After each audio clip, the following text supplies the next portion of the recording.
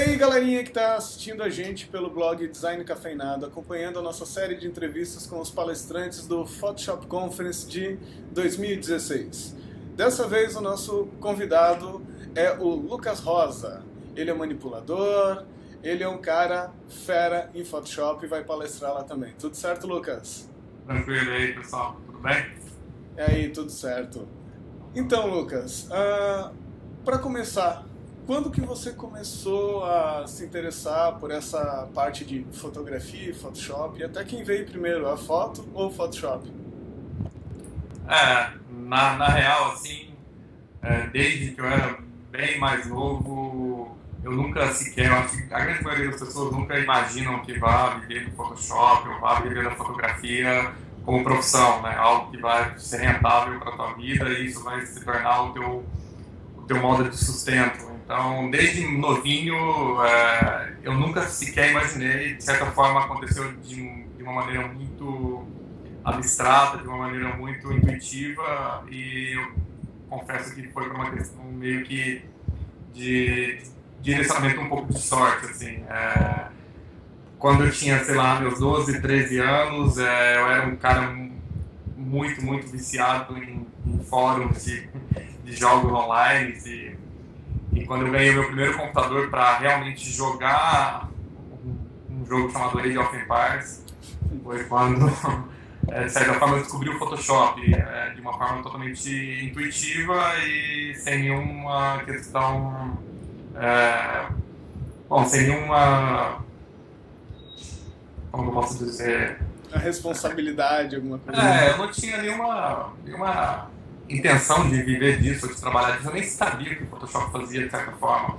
E esse foi o meu primeiro contato com o Photoshop, né? Essa foi a minha primeira vez que eu vi ele, de certa forma, trabalhando, porque eu começava a vislumbrar um pouco, assim, né? Quando eu abri o software a primeira vez, eu vi as possibilidades que ele me oferecia, né? E isso foi uma questão de evolução. Para quem não sabe, eu nasci numa cidade do interior de São Paulo, que é uma cidade chamada Franca. Ela fica ali próximo de Ribeirão Preto. A gente sabe que o mercado do interior ele é bem complexo, é um mercado que sempre é muito restrito para você atuar e, de certa forma, você acaba sendo um pouco limitado de informação, um pouco limitado de atuação, né? E com o passar do tempo, eu comecei a descobrir essa questão da fotografia, a questão do tratamento de imagens, da manipulação. Comecei a frequentar alguns eventos aqui na capital, né? Foi aí que eu decidi me mudar para São Paulo, para viver exclusivamente disso. Então, resumindo basicamente a minha história com o Photoshop, começou de uma forma totalmente aleatória, por brincadeira, sem nenhuma previsão de futuro em cima disso. Tanto que a minha formação acadêmica não tem nada a ver com a relação da publicidade, ou do design, ou até mesmo, né, dessa questão da fotografia. E isso foi uma questão de evolução. Com o passar do tempo, eu comecei realmente a estudar bastante, a aprimorar bastante a minha técnica, o meu conteúdo teórico, até realmente me sentir preparado para atuar no mercado da publicidade. Bacana, bacana. Eu também sou do interior de Santa Catarina, na verdade. E também fui vindo cada vez para um centro maior em virtude disso também, de procurar outras oportunidades, vamos dizer. Assim, existe uma questão que eu defendo muito, que hoje o pessoal acha que, de certa forma, a internet facilitou muito a questão de você ter acesso à informação, acesso ao conteúdo, e, de certa forma, facilitou mesmo. De certa forma, foi uma evolução muito grande para as pessoas que não têm acesso tão fácil aos grandes centros, onde as pessoas estão reunidas, onde o dinheiro gira, enfim. Mas eu ainda defendo muito essa questão do tete-a-tete, né? Essa questão do presencial. O conteúdo online, de certa forma, ele facilita o acesso, mas ele também banaliza muito o acesso. Então, as pessoas vendem muito conteúdo e nem sempre o conteúdo é de qualidade. Nem sempre o conteúdo é feito por pessoas que têm gabarito, têm calibre para provar aquilo que eles estão dizendo e vendem aquilo de uma certa forma, de uma forma honesta, assim.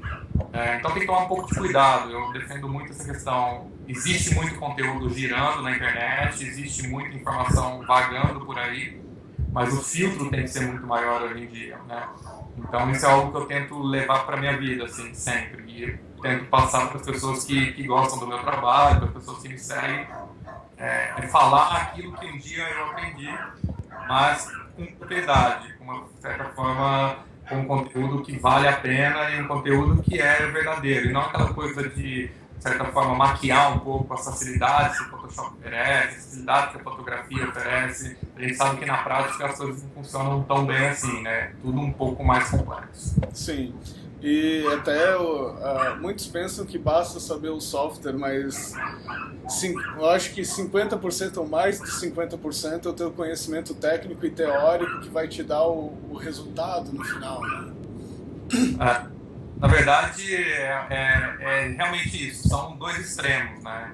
A criatividade versus a técnica. Isso é uma coisa que quase sempre, hoje em dia, a gente vê caminhando de forma separada. Existem pessoas muito técnicas e pouco criativas, e pessoas muito criativas e com uma técnica muito ruim. Geralmente, a criatividade ela tende a sobrepor a técnica. Uma imagem criativa ela chama mais atenção do que uma imagem bem feita.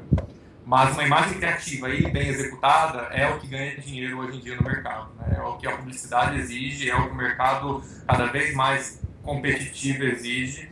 E por isso é importante não só você buscar referências, fazer uma educação visual, uma educação sensorial, né? Algo que você busque, algo que vai alimentar a sua imagem, mas também saber executar aquilo muito bem com o Photoshop ou com qualquer outro software de edição, né? Então, algo que a gente sempre tem que controlar muito no trabalho é as duas etapas, né? Tá criativo? Ok, legal. Tá bem executado? Né? Também não vale a pena você ter uma imagem com uma puta mensagem visual e com um recorte mal feito que entrega aquele halo, né, no filete, assim. Então, temos que tomar muito cuidado com isso. Sim, a gente vê às vezes até em grandes. Esses tempos eu olhando uma capa de uma revista, tinha um recorte de cabelo sobre a logo com aquele monte de pixel branco ao redor do recorte do cabelo. Eles, pô, até os grandes, de uma editora grande, de vez em quando passam uma dessa. E é quase que admissível, né? É complicado. Eu confesso que, assim, acabamento hoje em dia, às vezes nem pela questão da falta da técnica do profissional, nem pela falta do conhecimento, mas pela exigência do mercado. Cada vez mais a gente tem menos tempo para executar um trabalho. O trabalho entra hoje para amanhã e entra... você já calcula o prazo sem olhar o layout, sem olhar um briefing, sem olhar qualquer tipo de concept, nada. Você dá um prazo estipulado para entregar no escuro. E quando chega, a gente sabe que na prática o que era fácil ou o que era mediano se torna muito mais complexo. E aí, cara, ou você entrega ou seu nome está fora do mercado. Então, assim... A grande sacada conheça o software, no caso, né, o Photoshop, que é a grande discussão nossa aqui, tão a fundo que você consegue antecipar ou facilitar alguns passos com as ferramentas que ele oferece. Um recorte bem feito, você consegue antecipar de uma forma mais rápida se você conhecer várias formas de executar. Se você souber somente uma, possivelmente você vai ter que penar um pouco mais na dificuldade aí. Uma característica do seu trabalho, pelo que eu venho acompanhando, as suas imagens são extremamente limpas, né, e beirando aquele tênue entre o real e o fantasia quase, né? E isso é uma característica muito tua, de ver uma imagem tua e você já diz que foi o Lucas que fez. Se não foi, é alguém que usa a mesma técnica, vamos dizer assim. Em média, vamos dizer assim, vamos pegar aquela do Alpino que você publicou esses dias, ontem eu acho que foi. Em média, quantas horas você desprende no tratamento de uma imagem? Olha, só no tratamento, para pegar do Alpino foram 12 horas, só tratamento. Mas teve todo o projeto em si, a captura, a elaboração, a discussão, a pré-produção, enfim, a produção do chocolate para aquela foto. Uma grande característica do meu trabalho, né, que é muito voltado para a culinária, é que o 3D ele não entra com tanta intensidade assim. Quase tudo é fotografia, quase 95% do que eu entrego é base fotográfica. Então tudo é capturado, então isso demanda um certo tempo, né, para você preparar e produzir. Mas o tratamento ali demorou em média 12 horas. Não que fosse um tratamento mega complexo, mas era muita limpeza. Para quem sabe, chocolate é um espelho e praticamente ele armazena todas as sujeiras possíveis que passam perto dele. Assim. Então, qualquer pelinho, qualquer pontinho de pó, qualquer sujeira, ele armazena, ele acrescenta na textura, e a gente sabe que o cliente ele quer aquele chocolate mais liso possível, com aquele brilho intacto. Então, o trabalho ali em si foi muita limpeza e não muita composição. Então, foi em média aí de 11, 12 horas. Em 2 dias eu finalizei. Bacana, show de bola. E eu pensei que... Uma vez eu vi um vídeo seu acelerado, e eu pensei que eu era uma das poucas pessoas que fazia isso, mas pelo que eu vi você usa muito na hora de recortar conteúdo, você usa muito o lacinho normal e a borracha. Em virtude de usar um patch ou coisa assim, você vai muito na mão mesmo, né? Bom, borracha eu não uso, de fato, eu uso máscara. Sim, máscara, enfim. Por uma questão só de controle. Mas é a mesma técnica, só para deixar claro. E o laço, eu me sinto muito mais confortável usando o laço manual do que usando um patch ou do que usando qualquer outra ferramenta de seleção para determinadas situações.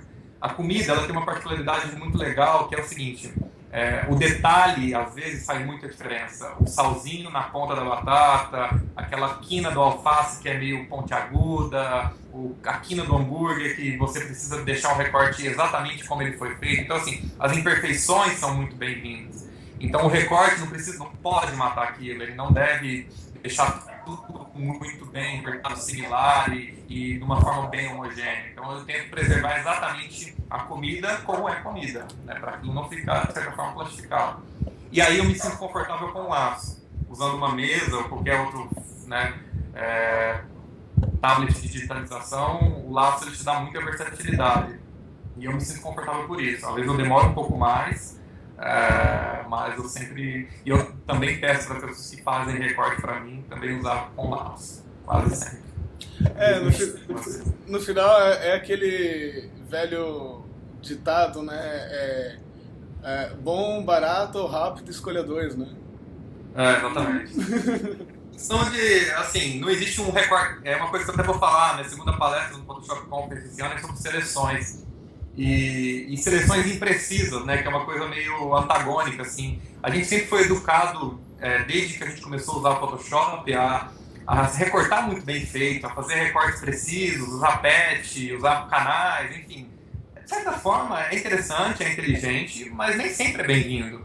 Às vezes um recorte mal feito, porém com um bom acabamento, ele te dá um resultado muito mais rápido e muito mais... digamos, original, do que você fazer aquele recorte mega detalhado, que você perde horas e horas e quando você aplica na cena parece que foi realmente aplicado.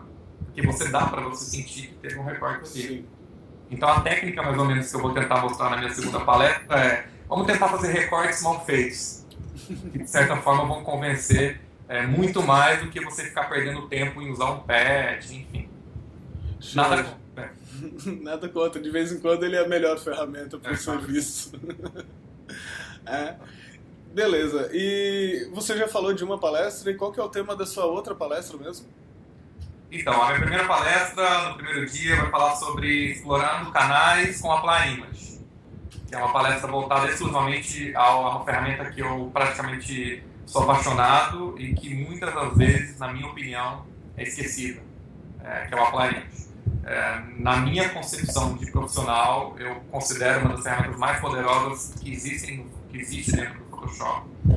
E por uma questão de logística, má localização e às vezes até por confusão dos usuários, as pessoas não usam e não conhecem a ferramenta. E junto com isso, né, junto com a Apply Image, eu vou falar sobre os canais, que na minha opinião é onde você vai tirar toda a informação possível da tua imagem. Então a gente, às vezes, quase sempre tem como intenção ou como obrigação buscar fora da imagem informações para a imagem. E a gente esquece que a informação já está na imagem, né? Então a intenção é realmente discutir isso. Não preciso ir lá fora, não preciso pegar uma textura. Às vezes a textura já existe ali. A gente só precisa buscá-la e trazer de forma aparente para a fotografia. Sim, Concordo, acho que o Apply Imagem, vamos dizer, o iniciante acaba usando muito pouco, até às vezes o usuário já mediano para avançado acaba usando muito pouco. E outro que eu acabo usando bastante é o Calculations. Calculations também eu uso muito. Na verdade é a mesma coisa. É a né? mesma coisa para o processo. É o mesmo mecanismo de atuação. A diferença é que o Apply Image ele sempre te libera um canal, uma layer, e o Calculations ele obrigatoriamente te libera um novo canal. O que eu acho mais confuso, só por isso. Mas, assim, o Apply Image, ele é muito injustiçado. Porque é uma janela muito pequenininha e muito básica. E as pessoas, às vezes, batem na janela por erro. Elas tentam ir no Image Size, tentam ir no Duplicate e caem no Apply Image e falam, não era isso que eu queria fazer, e logo fecham. Então, assim, isso é uma coisa que a Adobe, na minha concepção, deveria mudar de lugar. A Apply Image é uma ferramenta de edição, não uma ferramenta para estar no menu de imagem. Né? E só por uma questão de nome, eu considero que ela está mal localizada ali no software. Show, bacana. Gostaria que você, vamos dizer, desse um recado, desse sua dica, vamos dizer assim, para quem está começando na área. O que você diria? Cara, estuda isso, te aprofunda nisso, que é o que vai fazer a diferença para ti lá na frente. Cara, bom, eu acho assim, a grande maioria das pessoas que querem viver da fotografia, do tratamento de imagens, né, que é um mercado que cresceu muito nos últimos anos. Antigamente essa figura do retocador que vive estudante disso não existia. Ou era o fotógrafo que fazia, o laboratorialista no negativo, que ampliava e ele automaticamente ele fazia ligeiros retoques na imagem. E então foi uma profissão que hoje em dia está muito em alta. Muitas pessoas fazem retoque de imagem hoje. E existe uma confusão, né, que é você ser um diretor de arte ou um diretor de criação e você ser um manipulador de imagem.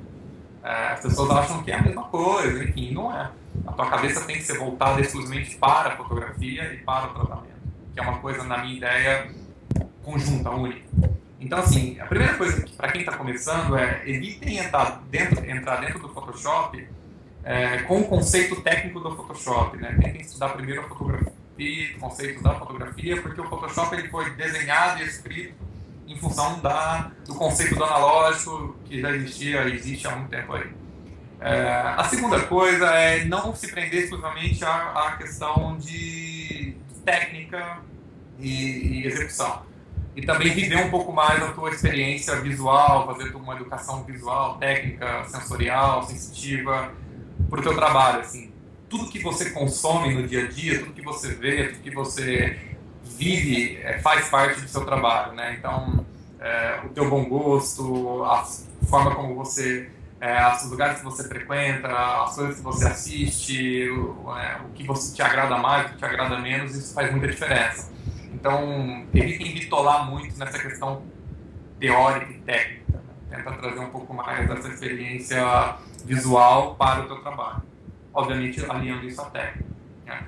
E não deixando de lado, que é uma coisa que eu considero extremamente importante, estudar um pouco de marketing. Né? Nem sempre uma imagem muito bem executada e criativa é uma imagem que vende. É uma imagem que vai te dar dinheiro, é uma imagem que vai te dar sustento. Então você precisa também aliar isso um pouco de marketing, divulgar o teu nome, divulgar o teu trabalho, ser uma pessoa que se porta perante o mercado com uma boa estratégia de divulgação, né? Então isso é super importante. Assim. É algo que ultimamente eu tenho feito muito. Né? Eu costumo dizer que assim, hoje, com a era moderna, né, com a era digital, só não é encontrado o que não está disponível. Então existem muitas pessoas aí com um trabalho muito aquém do mercado que estão ganhando dinheiro porque está ali mostrando, dando as caras. E enquanto tem pessoas aí com uma qualidade técnica e visual muito acima e muito qualificativa para o mercado e que simplesmente não trabalham porque não vende o que faz. É basicamente isso que eu dou de dica, assim, eu acho que é importante. Sim, no final das contas todo mundo também se espelha ou, vamos dizer, se inspira em algum profissional. Né? Em quais profissionais que você busca suas referências visuais ou técnicas para desenvolver o seu trabalho?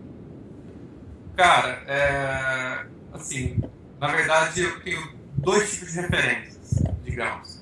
Eu tenho as referências de estúdios que me dão um trabalho que eu olho e admiro muito, são referências técnicas e visuais para executar meu trabalho, para buscar informação. E tem referências de profissionais, que são caras que eu admiro como pessoa, cara que eu admiro como profissional e que me espelha, de uma certa forma, a atuar da mesma maneira. Então, assim, estúdios no Brasil, eu vou falar aqui no Brasil porque eu não gosto muito de falar o gringo é melhor que os nacionais. Eu acho que o brasileiro é muito criativo, a gente tem aqui ótimos estúdios, ótimos manipuladores, então vou buscar minhas referências aqui.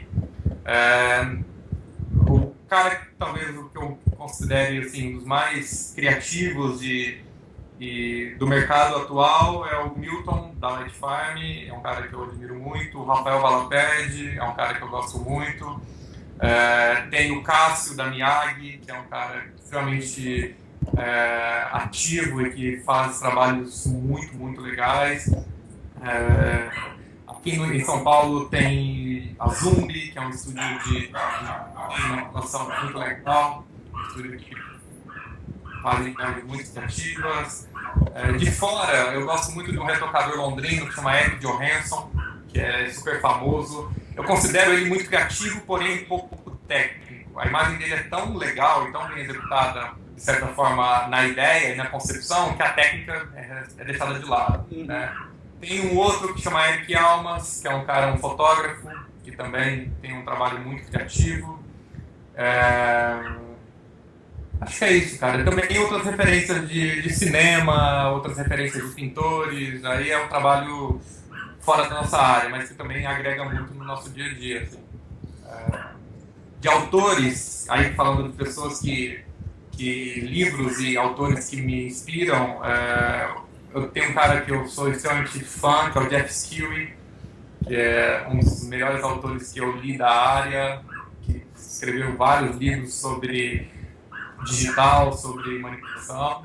Tem o Bruce Fraser, que é um cara que já se foi, que é um autor da era paleozoica, assim, digamos, um dos primeiros, né, a ficarem ativos nesse mercado.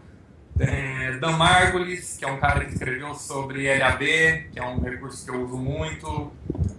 Clício Barroso, o Clício, eu faço questão de falar dele porque, bom, como eu disse, eu vim do interior de São Paulo, numa cidade chamada Franca, e o Clício foi o cara que me convidou a vir para São Paulo. Assim, ele me abriu as portas e me indicou para um primeiro trabalho, digamos, o primeiro estúdio que eu trabalhei aqui em São Paulo.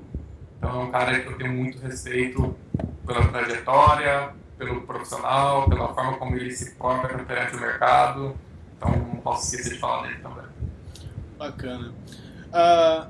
E esse ano vai ser a sua segunda palestra no Photoshop Conference, correto? Segundo ano, exatamente. Como é que foi ser convidado na primeira vez? Foi uma surpresa?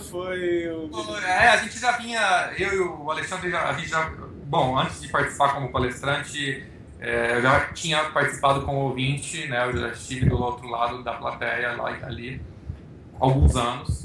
E, bom, ali é uma questão assim, você está ali, você está perante as pessoas que respiram a mesma coisa que você, então, obviamente, o seu trabalho ele acaba sendo visto da mesma forma como as pessoas que estão lá em cima. E o Alexandre, eu já tinha mostrado o meu trabalho para ele, a gente já tinha conversado a respeito, e ele falou, cara, a primeira oportunidade que surgir para você falar um pouquinho do seu trabalho aqui, eu adoraria. E eu sempre falei para ele, cara, para mim é uma honra imensa estar aqui falando para as pessoas, porque assim, do mesmo jeito que alguém um dia me ensinou, eu me sinto a responsabilidade de passar para frente o que eu ouvi de alguém, de certa forma. Eu não acredito muito nessa questão do autodidatismo, assim, as pessoas aprenderem sozinhas. As pessoas sempre aprendem com alguém. Ah, mas eu li de um livro. Cara, mas alguém se perdeu no tempo ali, dedicou um espaço do dia dele para escrever aquele livro e a partir dali você consumiu o teu conteúdo. E foi assim, então foi uma surpresa legal, foi uma surpresa muito gratificante por estar presente ali em cima, né? E de certa forma uma divulgação muito legal para o meu trabalho também. Então é uma troca para os dois lados. Bacana. Novamente, eu gostaria de agradecer a oportunidade de falar contigo, de trocar essa ideia contigo. Gostaria de deixar ali esses tempinho final aqui do nosso vídeo para você dar o seu recado final, sinta-se à vontade de passar seus contatos e etc. A voz é sua agora. Ótimo. Bom, primeiramente, desculpa aí o tempo para a gente conseguir marcar essa conferenciazinha aqui, nesse call que a gente está fazendo agora. Eu não tenho muito o que falar a respeito do meu trabalho em si. Para quem quiser entrar um pouco e saber do que eu faço, meu site é lucasrosa.com, a minha página é Lucas Rosa Digital Retouch, é só entrar lá. Eu posto muito conteúdo diário ali, trabalhos, informações, alguns textos que eu considero legais, que eu escrevo diariamente, né? Bom, a gente se vê no Conference. Eu espero que as minhas 2 palestras, assim como as demais, sejam extremamente produtivas para todo mundo que vai estar ali ouvindo. Não só compartilho muita informação, mas também aprendo muito com o pessoal que está ali, né? E é isso. Nos dias 16, 17 e 18 de maio, não é isso? Exatamente. A gente vai estar lá, vamos trocar muita informação. E, cara, obrigado mais uma vez aí pela oportunidade. Beleza, galera que está nos vendo, então, o Lucas já falou, 16, 17 e 18 de maio, em Campinas, São Paulo. Ele vai estar lá, eu vou estar lá, vai ter uma galera de profissionais, tanto lá palestrando, quanto lá assistindo as palestras. Vamos lá ver. Quem sabe, semana que vem nós vamos ter mais um vídeo com mais algum palestrante. Ótimo. Abraço. Valeu, galera. Um abraço. Tchau, tchau.